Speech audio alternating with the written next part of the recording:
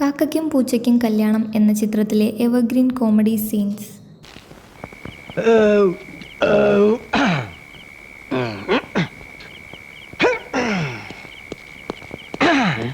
അത്താഴം ഉണ്ടാൽ അരക്കാതെ നടക്കണമെന്നാ. അതിന് ഈ ആരോഗ്യം ഉണ്ടെങ്കിലേ ഒരാളുണ്ടാ പോരെ. ഈ ആരോഗ്യം ഉണ്ടണോ? അല്ല, അളിയനോട് കുറച്ചു ദിവസം ഒരു കാര്യം ചോദിക്കണമെന്ന് വിചാരിക്കണം. എന്താ? ഈ വടി പോലുള്ള ശരീരത്തിന്റെ രഹസ്യം എന്താ? ഇനി വല്ല കരിങ്കുരങ്ങ രസാനം മറ്റും സേവിച്ചതാണോ? മൃഗശാലക്കാർക്ക് പോലും വേണ്ടാത്ത മനുഷ്യ കുരങ്ങന്മാരുള്ളപ്പോ പിന്നെ എന്തിനാണ് അളിയാ കരിങ്കുരങ്ങ്? എന്തായാലും ഈ ആരോഗ്യവാനായ അളിയനോട് എനിക്കൊരു അപേക്ഷ ഉണ്ട്. എന്താ പറഞ്ഞോളൂ.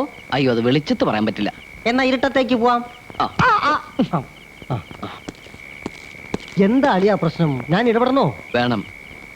ഞാൻ മരിച്ചാൽ ശവക്കോടിയിൽ നിന്നും കീറിയെടുത്ത മുന്തല ബലികർമ്മങ്ങൾ ചെയ്യുന്നതിന് മുമ്പ് നനച്ച് തലയിൽ കെട്ടണം. തളരരുത്. വലത് കാൽമുട്ട് ബലിത്തറയോട് അമർത്തി കറുകപ്പുല്ല് മോതിരമായി വലത് വിരലിട്ട് ബലിച്ചോറുരുട്ടി നാക്കിലിൽ വെക്കുമ്പോ പതറരുത്.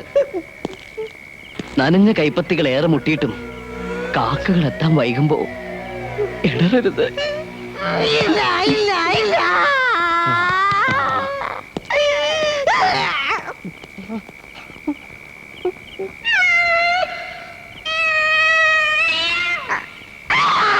വല്ല ഗുണമുണ്ടോ മോനെ? ഇന്നും ഫെയിലിയർ. ഇനി 10-7 ദിവസം മാത്രം. 7 ദിവസമോ? അതെ, 7 ദിവസം എന്ന് വെച്ചാ അത് പിന്നെ ഈ വാവിന്റെ കാര്യമാണോ കുഞ്ഞനന്തം പറയണത്? കർക്കിടക വച്ചാ ഇനിയിപ്പോ 7 ദിവസമുള്ളൂ. അതെ അതെ, വാവിന്റെ കാര്യം തന്നെ. ഇനി 7 ദിവസം മാത്രം. വാവു നാളുകളിൽ മരിച്ചുപോയവരെ തൃപ്തിപ്പെടുത്തണം. ഇലയിൽ എള്ളും ചോറൂരിലെയും വച്ച് കറുകപ്പുൽ മോതിരവും അണിഞ്ഞ് പ്രാർത്ഥനാപൂർവം അങ്ങേ ലോകത്തേക്ക് നോക്കി കൈകൊട്ടി വിളിക്കണം. പിതൃക്കളെ ആകാശ ചെരുവിൽ നിന്നും പിതൃക്കളായി ബലിക്കാക്കകൾ പറന്നു വരും. അതിൽ കൊച്ചു കാക്കയായി ഞാനും ഉണ്ടാകും. എനിക്കും ബലിച്ചോറ് തരില്ലേ? തരൂ, വലിയൊരു ഉരുള തരൂ. താങ്ക്സ്. ഇനി പ്രശ്നമില്ല മാഷെ. ജോലി കിട്ടിയ സ്വത്തുഭാഗം നടക്കുമല്ലോ. എടോ, ചെകുത്താനും ചില നേരം ദൈവം ആകുമെന്ന് കേട്ടിട്ടുണ്ട്. ഞാനിപ്പോ ഒരു ദൈവം തരും. Interview cover cover cover.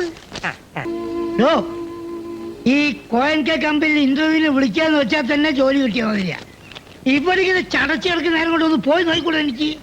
വേഷം കെട്ടിപ്പോയതുകൊണ്ടൊന്നും ഒരു കാര്യമില്ല. മാത്രമല്ല, 10 ദിവസത്തിന് ഇനി 3 ദിവസം ബാക്കിയുള്ളൂ. 3 ദിവസവും? അത് പിന്നെ അതെ, മാസം തികയാൻ ഇനി 3 ദിവസം. എന്താ മാസം ചെയ്യാൻ? താൻ എന്താ പ്രസവിക്കാൻ പോവാ? എടോ, ഇനി മാസം ചെയ്യാൻ 6 ദിവസം ഉണ്ട്. 3 ദിവസം എന്താ വിഴിക്കും? അല്ല, 6ന്റെ പകുതിയാണല്ലോ 3.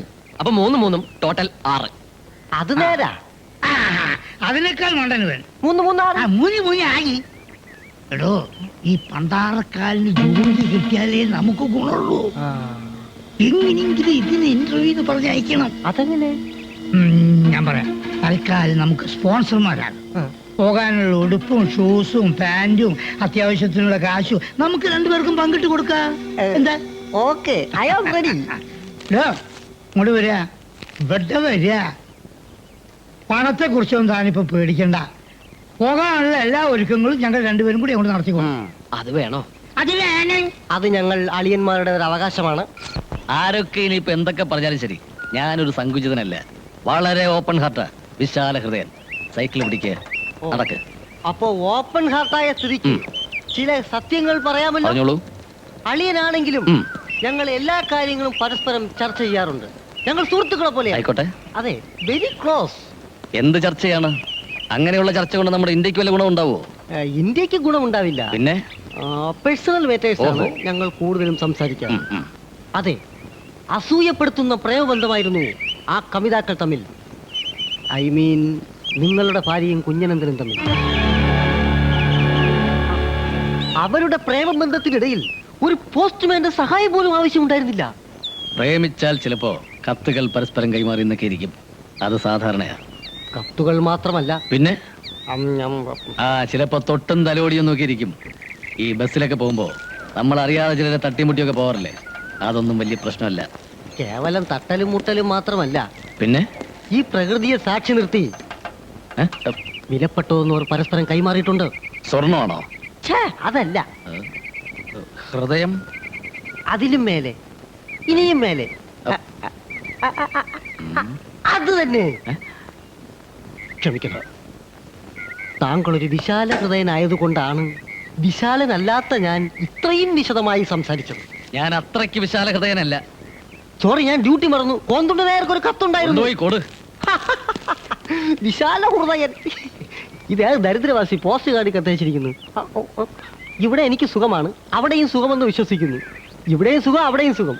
പിന്നെ ഇത് ചുവന്നോട്ട് കിടക്കുന്ന എനിക്കാണോ അസുഖം?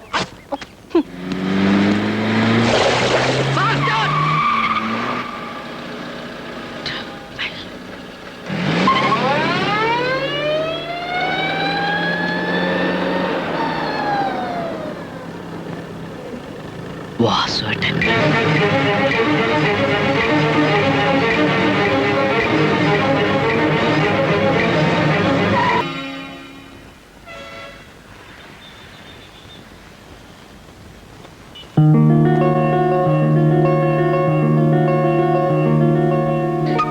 അയ്യോ സോറി, കണ്ടില്ലായിരുന്നു.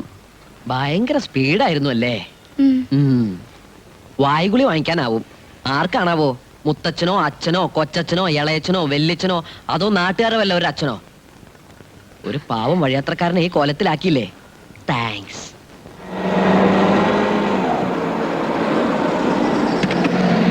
It's okay. അല്ല, ഇത് എവിടേക്കാ? അച്ഛനെ കാണാൻ. അച്ഛന്? അല്ല, അച്ഛനെ. അയ്യോ, കൃത്യസമയത്ത് തന്നെ എത്തി. ഹോ. ഓ, ഇവിടെ കംപ്ലീറ്റ് പൊടിയാണല്ലോ. സോറി.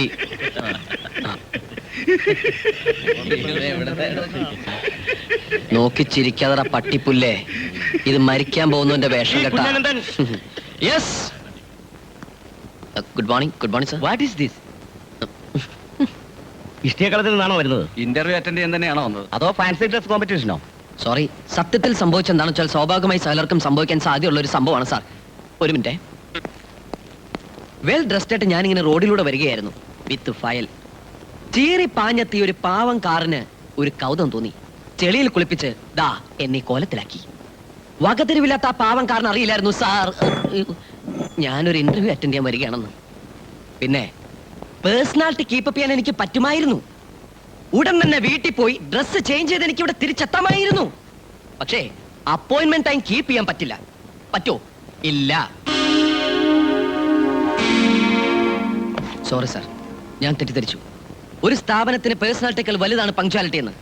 പക്ഷെ ഇപ്പൊ മനസ്സിലായി സാർ, ഇവിടെ പങ്ക്ച്വാലിറ്റിക്കൽ വലുതാണ് പേഴ്സണാലിറ്റി എന്ന്. എന്റെ പങ്ക്ച്വാലിറ്റി പേഴ്സണാലിറ്റിക്ക് വേണ്ടി ഞാൻ പ്രശ്നം വെക്കില്ല സാർ. വേണ്ട സാർ, ഇത്തരം ഒരു സ്ഥാപനത്തിന് എനിക്ക് ജോലി ചെയ്യാൻ താല്പര്യമില്ല. എനിക്ക് ജോലി തരരുത്, എന്നെ നിർബന്ധിക്കരുത് സാർ. Please wait. എനിക്ക് ടൈം തന്നേ. Please show your certificates. എന്തിനാ സാർ? Thank U.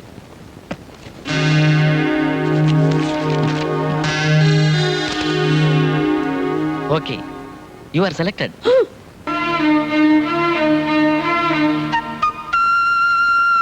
അമ്മേ, ദാ വരുന്നുണ്ട്. ദേ, നോക്കി.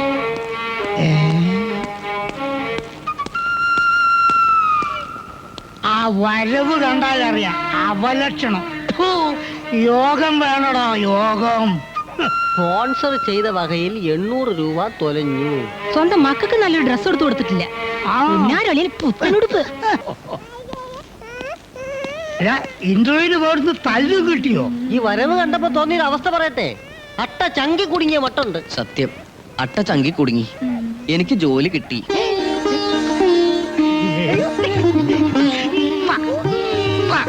11-ാം തീയതി തിങ്കളാഴ്ച ജോയിൻ ചെയ്യണം.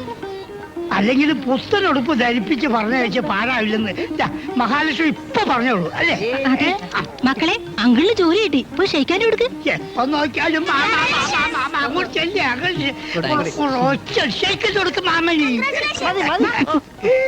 വലിയ ലാഭം കിട്ടിയില്ലെങ്കിലും സ്പോൺസർമാർക്ക് മുതല് നഷ്ടപ്പെടാത്ത ഒരു മാഞ്ചിയം പദ്ധതി അല്ലേ മാഷേ? ഹലോ,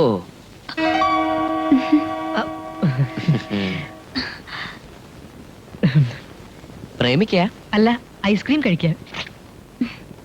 കഴിച്ചോളൂ കഴിച്ചോളൂ. എന്താ ആഘോഷം? പിറന്നാളാ. ആരുടെ? എന്റെ ഉദരം വഴിയാണ് ഹൃദയത്തിലേക്കുള്ള എളുപ്പ വഴിയെന്ന് എനിക്ക് ഇപ്പഴാ ബോധ്യായത്. നീ പഠിച്ച കാമോനാ. തിരിച്ചോളൂ, ശരിക്കും തിരിച്ചോളൂ. ആമാശയത്തിൽ കയറി വെടി വെക്കല്ലേ എന്റെ പൊന്നു കൂട്ടുകാരാ. വേഷായിട്ട് കാച്ചിണ്ടല്ലോ. ആദ്യമായിട്ട് ഐസ്ക്രീം കഴിക്കുന്നേ? അല്ല, രണ്ടാമത്തെയാ. നന്നായി. എന്തായാലും ഈ ആഘോഷം എന്റെ വക ആയിക്കോട്ടെ. വേണ്ട, ബില്ലിങ് തന്നെ. എപ്പോഴും പറ്റില്ലല്ലോ. ഇതെന്റെ ഒരു പാവന സ്മരണയ്ക്ക്. ആവും കാലം ചെയ്താ ചാവും കാലം കാണുന്നു. അയ്യോ, സംസാരിച്ച് നിൽക്കാൻ സമയമില്ല. ഞാൻ ആ റോഡിൽ കിടപ്പുണ്ടാവും. എന്ത്? അത് നിൽക്കണ്ടാവും.